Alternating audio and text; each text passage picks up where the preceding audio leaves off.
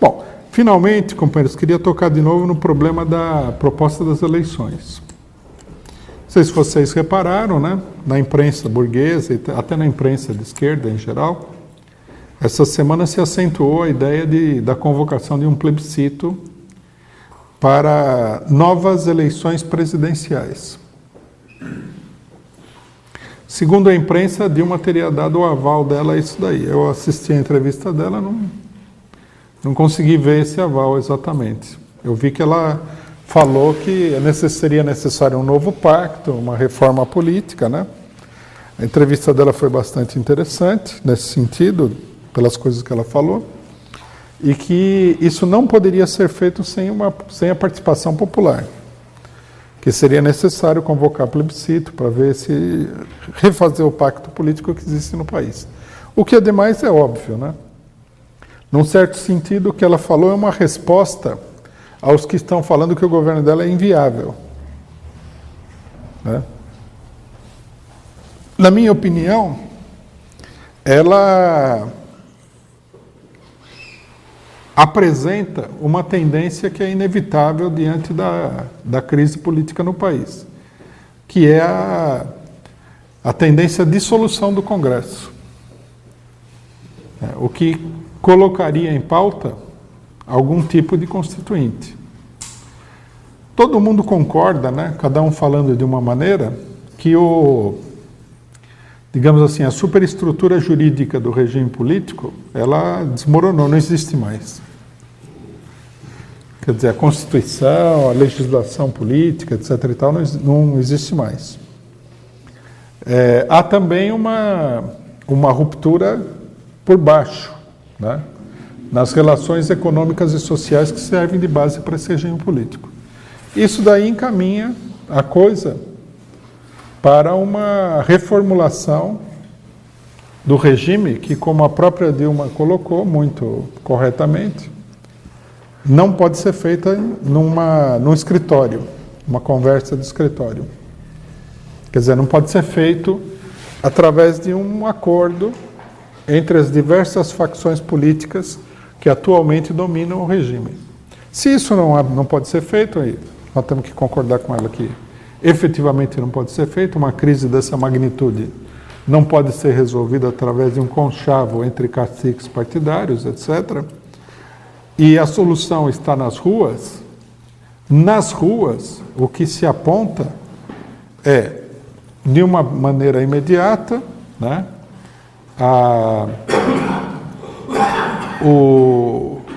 a modificação de uma série de aspectos do regime político. De uma maneira mais em perspectiva, o que se aponta é o desmantelamento geral do regime político.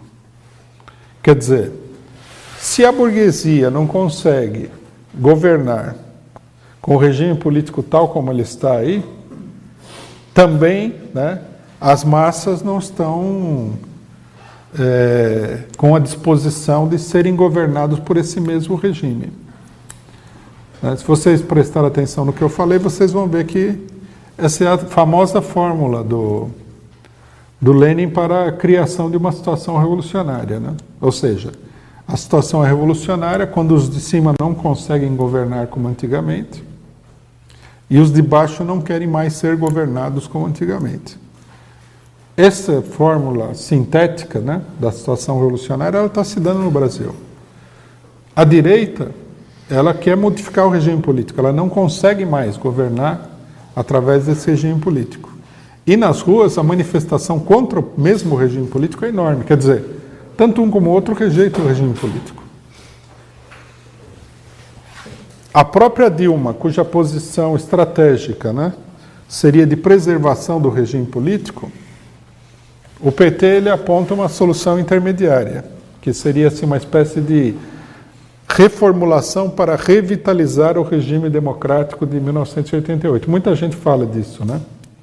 Que deveria se revitalizar, coisas que não foram colocadas em prática, que não tiveram existência efetiva, deveriam ter existência, e coisas que são autoritárias, ditatoriais teriam que ser removidas e mudanças reacionárias teriam que ser refeitas. Na realidade, a situação não aponta a preservação do regime, essa política de meio termo, ela aponta para os extremos e, portanto, aponta para que, havendo um desenvolvimento da crise política, que tudo indica que haverá, essa crise política, em perspectiva, é uma crise política revolucionária. Bom, nesse marco aí, como vê essa proposta de plebiscito para as eleições? Né?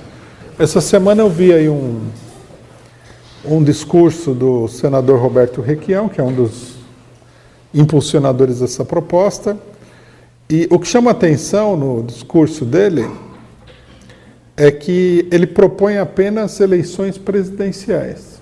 Não é estranho isso? Porque ele fala o seguinte, que a Dilma não tem condições de governar, que é preciso criar um governo de transição, etc, etc, etc. Mas o principal problema no país é o Congresso. O Congresso está dominado pela direita. Por que não eleições gerais? Né? Essa é uma pergunta bem oportuna. Porque, na verdade, o que ele está propondo é um pacto com a direita para retirar o PT, mas criar uma fórmula intermediária. Quer dizer, nem o governo golpista, que entrou, nem o governo do PT, um outro governo. Bom, qual que seria esse governo? Essa aqui é a grande pergunta. Porque, vejam bem, eu vi que muita gente do lado do PT fala assim, se tiver eleições, o Lula vai ganhar. Tudo bem, é possível que ele ganhe, se ele concorrer às eleições. Mas a grande pergunta é, ele vai concorrer às eleições? Porque já fizeram o pedido de prisão dele. Então, fica no ar essa questão, né? Vocês vejam que o Lula, por exemplo, ele falou, os acontecimentos me estimulam a ser candidato em 2018, ele falou no ato ontem. Não falou ser candidato agora ou ser candidato em geral. Por quê? Porque ele sabe que a candidatura dele agora vai ser torpedeada pela conspiração golpista. Teria que derrotar o golpe, teria que ter um movimento muito forte contra o golpe para que ele pudesse ser candidato de uma maneira viável. Caso contrário, não seria possível isso. Essa é que é a questão que está em pauta aí. Então, qual que é exatamente a aspiração dos que propõem as eleições agora? Tirando o pessoal do PT que entra de gaiato nessa história, né? Sem saber o que está fazendo. Aqui nós temos um acordo entre duas alas. É uma ala direita da burguesia e uma ala, vamos dizer assim, esquerda, mas que não é uma ala esquerda mesmo. Ela é, digamos assim, a ala esquerda dentro do bloco burguês geral golpista. E essas duas alas, elas se materializariam nas candidaturas do PSDB, vamos supor Aécio Neves ou outro, ou uma candidatura aliada com o PSDB, mas a princípio do PSDB. E segundo lugar, na candidatura do ex-governador do Ceará, Ciro Gomes. Aí entraria, logicamente que entra na mistura, por exemplo, a Marina Silva, da Rede, mas ela é meio freelancer, né? Na realidade, quem está impulsionando são esses dois polos, dentro do regime político burguês e dentro do bloco golpista também, embora o Requião tenha votado contra, o Ciro Gomes tenha se pronunciado contra o impeachment, eles fazem parte do mesmo bloco que os golpistas. Bom, o Requião é do PMDB, né? No final das contas, a proposta, se a gente olhar de uma maneira muito realista, a proposta ela se reduz ao seguinte, você tira a Dilma e vai entrar um governo PSDB. E um setor da burguesia, né, esse setor, teria como ganho não a vitória eleitoral, que eles sabem que é extremamente difícil, eles teriam que convencer os outros de que é necessário colocar um governo de aparência mais esquerdista.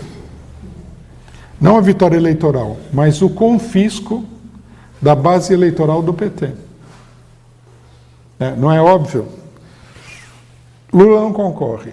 Tem eleições. Tem um candidato de direita, você precisaria ter um candidato de esquerda que vai canalizar as expectativas de toda essa luta contra o golpe, contra o impeachment, etc. e tal.